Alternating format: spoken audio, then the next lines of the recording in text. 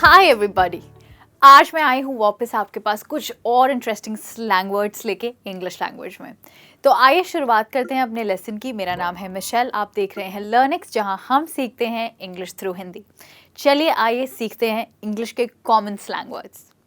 तो दोस्तों, शुरुआत करने से पहले आपको ये जानना चाहिए कि स्लैंग वर्ड्स होते क्या हैं। वेल, स्लैंग वर्ड्स ऐसी फ्रेजेस हैं जो इंग्लिश में अक्सर लोग एक दूसरे से बातचीत करते हुए यूज़ करते हैं। इनको लिखा नहीं जाता है क्योंकि ये काफ़ी अनौपचारिक और इनफॉर्मल होती हैं, इसलिए सिर्फ कॉन्वर्सेशंस में यूज़ की जाती हैं। तो आज हम देख रहे हैं कुछ 16 कॉमन स्लैंग वर्ड्स। तो शुरुआत करते हैं अपने पहले वर्ड के साथ। हमारा पहला वर्ड है वॉन्की। दोस्तों, वॉन्की होता है कोई ऐसी चीज़ जो हिल रही हो। अब फॉर एग्जाम्पल, अगर आप डिनर कर रहे हैं और आपका टेबल हिले जा रहा है तो आप खाना नहीं खा पाएंगे, तो उस टेबल को आप कहेंगे वॉन्की। आपका डिनर टेबल अगर वो हिल रहा है तो फॉर एग्जाम्पल आप कह सकते हैं I can't have dinner on this table, it's really wonky. यानी मैं इस टेबल पे खाना नहीं खा पा रहा हूँ क्योंकि ये बहुत हिल रहा है। इसी तरीके से दोस्तों, आप एक चेयर के लिए भी कह सकते हैं वॉन्की, यानी कि ये चेयर बहुत वॉन्की है, मतलब कि ये बहुत हिल रही है। अगर कोई चीज़ बहुत हिलती है हम उसको वॉबली भी कह सकते हैं।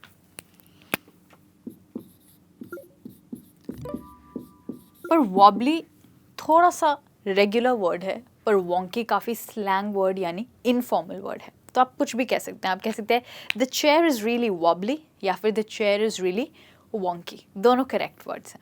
So once again, wonky means जब कोई चीज़ बहुत हिलती है। Now let's look at our next word, zoned out. Well, काम पे बहुत सारे घंटे बिताने के बाद, ओवर टाइम काम करने के बाद आप कैसा फील करते हैं? ऐसे लगता है ना कि ब्रेन एकदम जैम हो गया है, कुछ सोच नहीं पा रहे हैं, कुछ कर नहीं पा रहे हैं। उस फीलिंग को हम कहते हैं zoned out. Okay, which means brain dead. जैसे कि आप काम करने के बाद बहुत घंटों बाद एकदम कुछ सोच नहीं पा रहे हैं, उसको आप कहते हैं जोन्ड आउट। ओके, इसको हम तब यूज़ करते हैं जब हम बहुत थके हुए होते हैं, टायर्ड होते हैं, एग्जॉस्टेड होते हैं।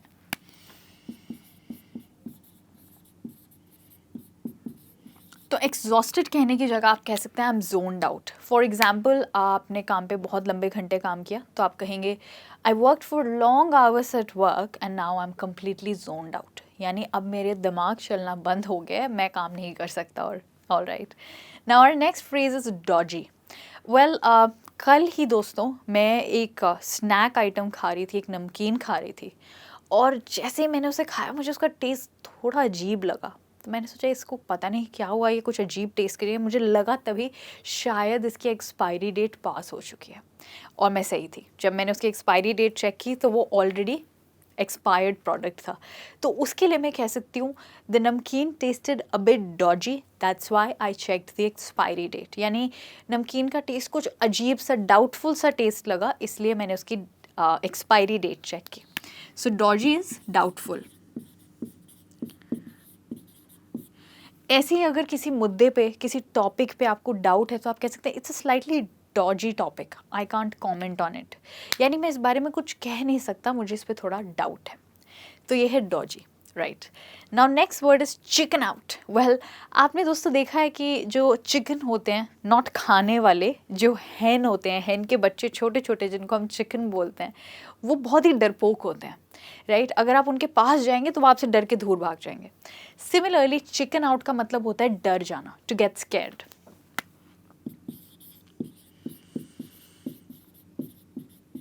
अब अगर कोई व्यक्ति बहुत डरपोक है तो भी आप उन्हें सिर्फ चिकन बोल सकते हैं। फॉर एग्जाम्पल, अरे तुम्हें मकड़ी से डर लगता है, तुम कितने बड़े डरपोक हो।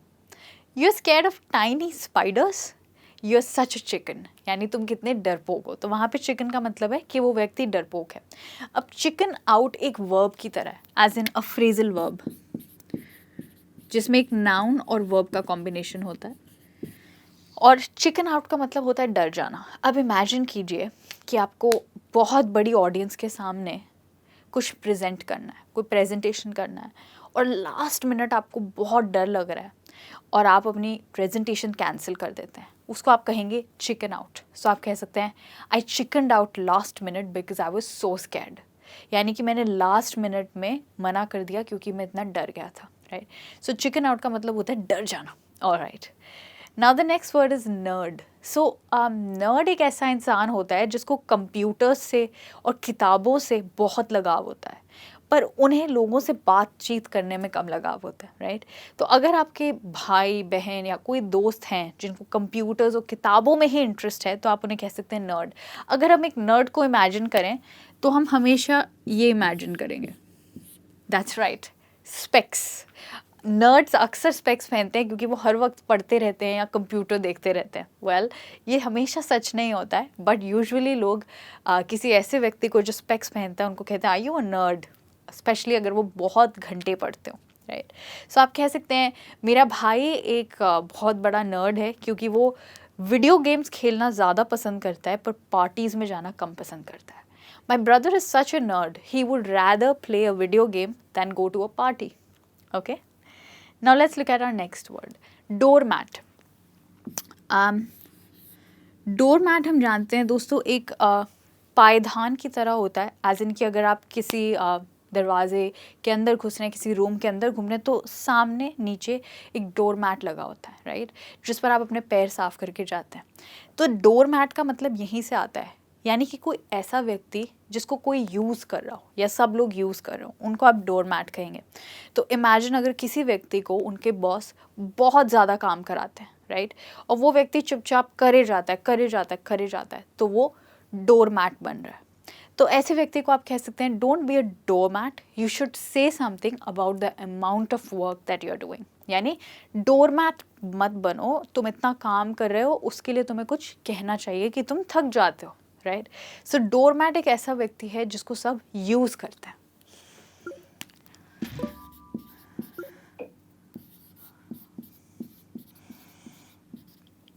राइट, अब देखते हैं हमारा नेक्स्ट फ्रेज, वो है पिग आउट। अब पिग आउट का मतलब भी आप जैसे देख सकते हैं चिकन आउट और पिग आउट कुछ मिलते जुलते लग रहे हैं। वेल, पिग आउट का मतलब होता है कि बहुत सारा खाना, okay, to eat a lot.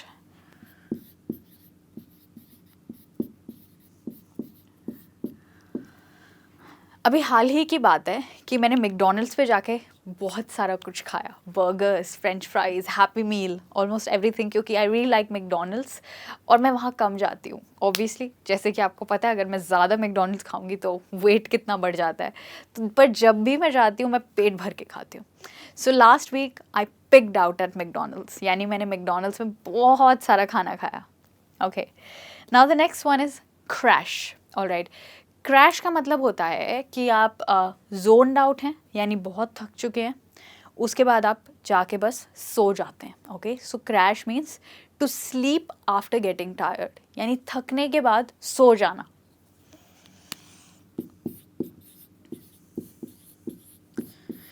तो आप कह सकते हैं कि कल मैं इतनी जोन आउट हो गई काम के बाद कि मैं घर जाते ही एकदम सो गई। I was so zoned out after work that I went home and crashed, यानी जाते ही मैं घर एकदम सो गई। ओके, नाउ देखते हैं यहाँ पे हमारे कुछ वर्ड्स। पहला वर्ड है lighten up. Well, lighten up का मतलब है हल्के हो जाओ। इसका एक्चुअली स्लैंग टर्म में मतलब है कि रिलैक्स करो, इट्स ओके, कुछ नहीं हुआ।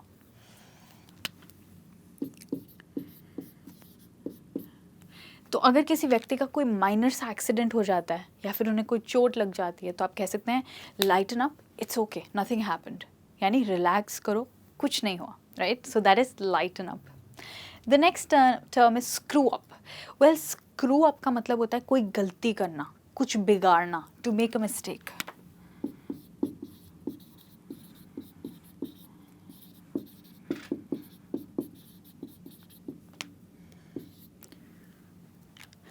इसके लिए आप कह सकते हैं कि इमेजिन कीजिए कि आप अपने फ्रेंड के साथ, आपको किसी डिनर पार्टी पे जाना था या मूवी देखने जाना था और आप टाइम भूल गए कि आपको कितने बजे जाना है और आप बहुत लेट हो गए, तो आप कहेंगे sorry I screwed up, I forgot the time for the movie.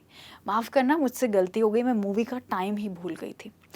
अच्छा, आप स्क्रू अप को आप गूफ अप भी कह सकते हैं। Okay, goof up.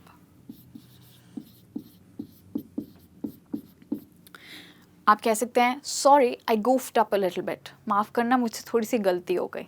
उसको आप पास्ट में कहेंगे गूफ्ड अप और इसको आप पास्ट में कहेंगे स्क्रूड अप और प्रेजेंट में स्क्रू अप या goof up. Okay, the next one is score. दोस्तों, स्कोर का मतलब होता है वो पा लेना जो आपको चाहिए। इमेजिन अगर आपको कोई मैच देखना है और आपको स्टेडियम में जो टिकट्स चाहिए वो ही मिल जाएं, तो आप क्या कहेंगे? आप कहेंगे I scored the best seats in the stadium, यानी जो मुझे स्टेडियम में सीट्स चाहिए थी सबसे अच्छे वाली वो मुझे मिल गई। सो स्कोर का मतलब होता है to get what you want.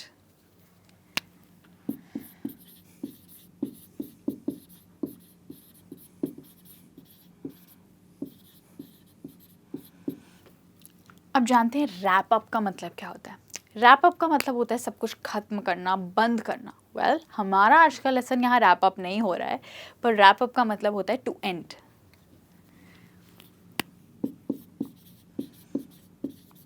तो अगर आपने ऑफिस में अपना आज का सारा काम ख़त्म कर लिया और आपके निकलने का टाइम हो गया, तो आप कहेंगे okay let's wrap up for the day, यानी आज के लिए ख़त्म करते हैं, या फिर let's wind up for the day, क्योंकि दोनों टर्म्स का मतलब सेम है।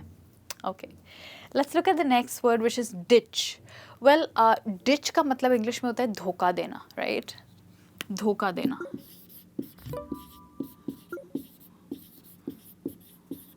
तो अगर आप कल की क्लास अवॉइड कर रहे हैं क्योंकि आप मूवी पे जा रहे हैं उसकी जगह, तो आप कहेंगे I am ditching tomorrow's class for a movie, यानी मैं कल की क्लास को धोखा दे रही हूँ, एज इन मैं नहीं जा रही हूँ क्योंकि मैं मूवी देखने जा रही हूँ उसकी जगह। So that's ditch.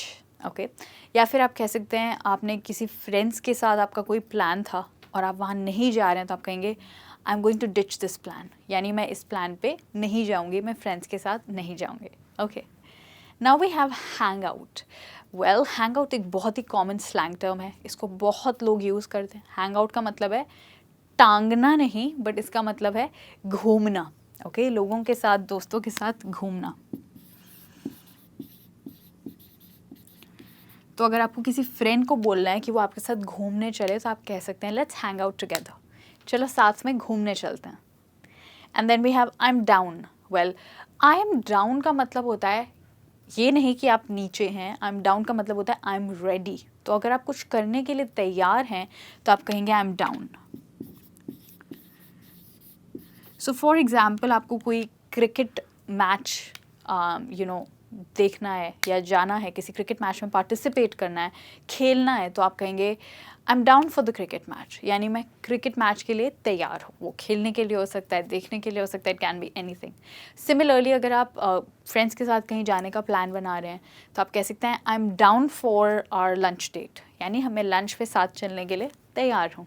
Okay, so I am down means I am ready. And now we have the last one, a blast. Well दोस्तों, यहाँ पे अ और ब्लास्ट अलग अलग हैं। अ ब्लास्ट का मतलब है बहुत ही मज़ेदार पार्टी।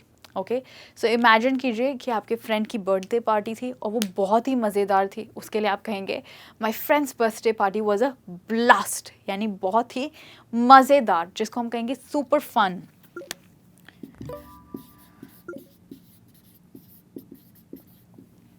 सो गाइज, ये हैं हमारे आज के स्लैंग वर्ड्स, जहाँ पे आपने सीखे हैं 16 न्यू स्लैंग वर्ड्स जो आपकी अब वोकैबुलरी में ऐड हो गए हैं। अब वर्ड्स तो आपने सुन लिए, नाउ आपका चैलेंज है कि आप इन्हें कैसे यूज़ करेंगे। सो थिंक अबाउट इट कि इसमें से कौन सा स्लैंग वर्ड है जो आपको पसंद आया। एटलीस्ट आपको 5 स्लैंग वर्ड सेलेक्ट करने चाहिए इसमें से, जिनको आप रेगुलरली अपने कॉन्वर्सेशंस में खुद डेलिबरेटली ऐड करने की कोशिश करेंगे। Okay, thank you so much for staying tuned. I will come back with more lessons. Till then, take care, bye bye.